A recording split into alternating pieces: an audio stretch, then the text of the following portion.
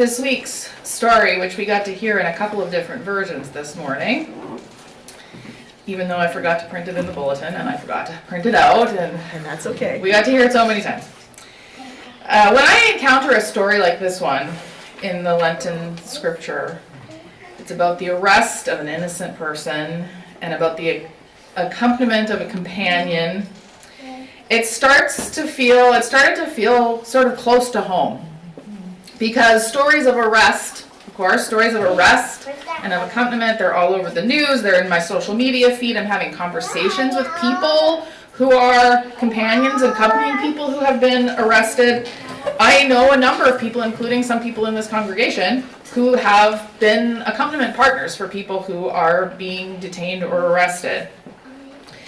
We're seeing people getting taken out of their cars on the street, people getting arrested out of their homes from their workplaces, or having their immigration hearings move up arbitrarily.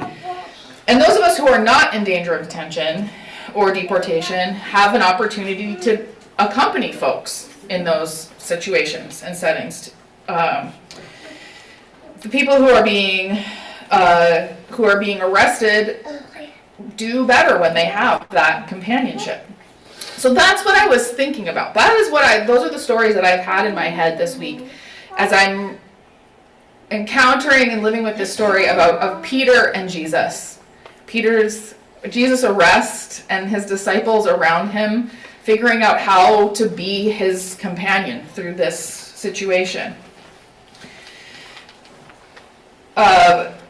Jesus is being arrested. He's taken violently by the henchmen of the empire. He's being brought to an authority who doesn't really know him or care about him. And he's there in front of this authority having to defend himself.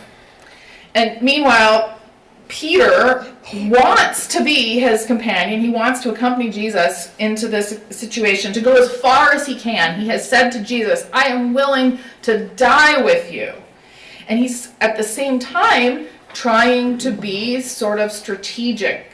And he has the impulse also to protect himself. And it's this fearful and tense situation. There's a disconnect between Peter's strong desire to be as close to Jesus as possible. He's told Jesus, basically, I'm willing to die with you. I'm willing to go all the way with you. He's willing to risk it all. That's what he said. There's a disconnect between that and how he acts out this situation. Disconnect between that desire and the words that come out of his mouth when he's pressed. And it made me wonder about in a contemporary situation, and in all of these stories we were hearing this week, how would that play out? So I'm like, I have this story in my mind. I'm imagining myself in Peter's shoes, but in this contemporary context. And so a scenario sort of created itself in my head. And I'm imagining someone in the school where my kid goes to school is arrested, or they have an immigration appointment, which has absolutely happened. That has happened in my community. That person is scared. They know they need to show up and defend themselves. They know they're going to be facing authorities who don't care about them and who can decide their future. They know they will have to answer hard questions. They're worried about violence. They're worried about being separated from their children or from their families. They might face detention. All of those things are possibilities. And I've been called, this is fiction, I've been called to be a companion to that neighbor. We get to the appointment at the USCIS office in Tukwila, and the community members has to go inside. They're taken inside through the metal detectors, down the halls. I mean, I am familiar with that building. And I can't go along. Instead, I'm stuck outside of those metal detectors, and there's a guard in the lobby, and someone says, are you with that person? You can't come in if you're doing accompaniment. And so my response is, oh, I don't know who you mean. I have an appointment here. I need to go inside. I'm here for my own thing. I don't know them. And I wonder, how would that be experienced by the person who is my companion? How would they hear, I don't know them?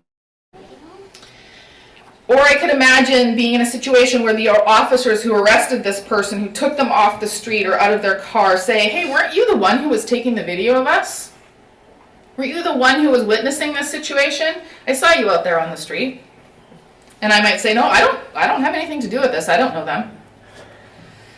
And that too, maybe that'll get me a little bit further along the road. Or maybe I chat up some of the officers who are outside having a smoke break. I pretend I don't know what's going on, that I'm just here. I don't know anything about this. I don't know anything about that person. Maybe I think I'll have a little bit more influence in the case of my neighbor. But my denials also keep me safe. They keep me safe while my neighbor is inside, while they're fearing for their life, while they're facing questions and challenges, scrutiny. I can justify those denials.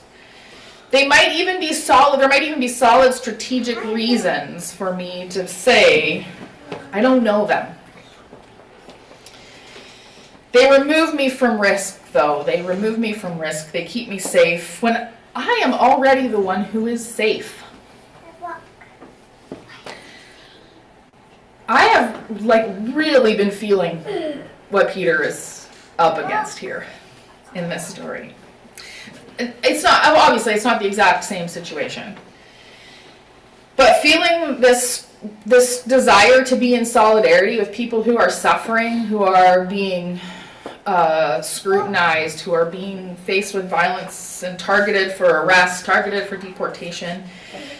I have a strong desire to be in solidarity with those folks, and an equally strong desire to flee, to just run away and hide, to lean on the privilege that I have of never having to acknowledge my privilege. I already have admitted to you all I have not been a companion or accompaniment person with someone to one of these appointments. That tension is living in me. In the monologue that Dan generously shared with us, even though he is sick, thank you, Dan. That monologue, the person who wrote that, inhabiting Peter's mind, does a little bit of interpretive work on Peter's behalf. Peter sounds reflective. He sounds regretful for his choices in that situation. But actually, when you look at the gospel story, you don't necessarily get that kind of self-reflection from Peter. It's not even clear to me when I read this story from John that he realizes that he's done something, like that he's denied Jesus in a way that Jesus had predicted. We do get that in the other gospel stories. In Matthew, Mark, and Luke, we hear some of that when the rooster crows, that's the wake-up call. I don't know if that's the symbolic reason for the rooster, but we do get that, Peter kind of wakes up and realizes. But here in John isn't necessarily giving that to us with Peter's reaction about being reflective, that he's said out loud, I don't know this person. Well, lies coming out of his mouth, while inside Jesus is laying out the truth.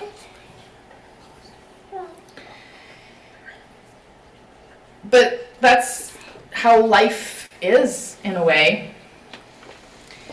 We have this gift of stories of the disciples who are constantly trying to discern, what does it mean to be a disciple, to be a student? And like any discipline, disciple, they're connected. It takes practice. And Peter especially gives us so many examples of making a mistake and then having to figure that out, and then making a mistake and having to figure that out. I had a former spiritual director who, when I would lament how hard it is sometimes to answer the question, how are you? I mean, so many people can just say, oh, I'm fine. I have this, it's not like a compulsion to tell the truth, but I just, I'm caught up because it's never that easy. It's never that easy to just say, I'm fine, because it's complicated. It's always complicated. Unless things are going great, and then I can say, it's great. Otherwise, it's messy. And she would say to me, well, you just have to say, I'm in the messy middle. I'm in the messy middle. Because that's always going to be true. It's this dissonance of wanting to follow, maybe even thinking, I am following, but being held back, whether that's by the barrier of a door, a gate in the way, or by my own mental hesitation or fear or uncertainty or not knowing what the next right step is. We're just muddling along in the messy middle. But there are a couple of things that are also a gift of having Peter and the other disciples that offer us hope. The great thing about having Scripture as our gift and guide. Because, first of all, we know that Peter doesn't change from, like, nothing magically changes with him after Jesus' death or resurrection. When you continue to read through John, you can see Peter is just as impulsive and he makes the same kinds of mistakes. He jumps out of the boat and into the water when he sees Jesus on the shore. Like, you could just wait to get there, buddy. It takes a while with Peter for something to make sense, to hit home. Like, he keeps trying. Like, he keeps taking that next step, even if it's out of the boat and into the water. He keeps trying to follow, to share the message of the gospel, to care for God's people. And we also know that Jesus, this is the other reason we have hope, Jesus continues to have patience and love and passion for Peter, even in the mess. Jesus has high hopes for Peter. He has great expectations and continues to call Peter into discipleship. So maybe as you all read this story, you identify with someone other than Peter. That's often the case. That's another gift of the Gospels, is we can see ourselves in different roles. But for me, for this time around, I'm Peter all the way.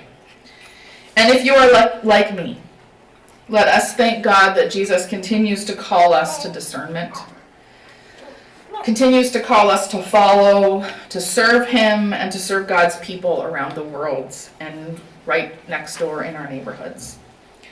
And let us be grateful, too, that Jesus is full of care and compassion, loving us even when we are solidly stuck between solidarity and self-protection, right in the messy middle. Thanks be to God.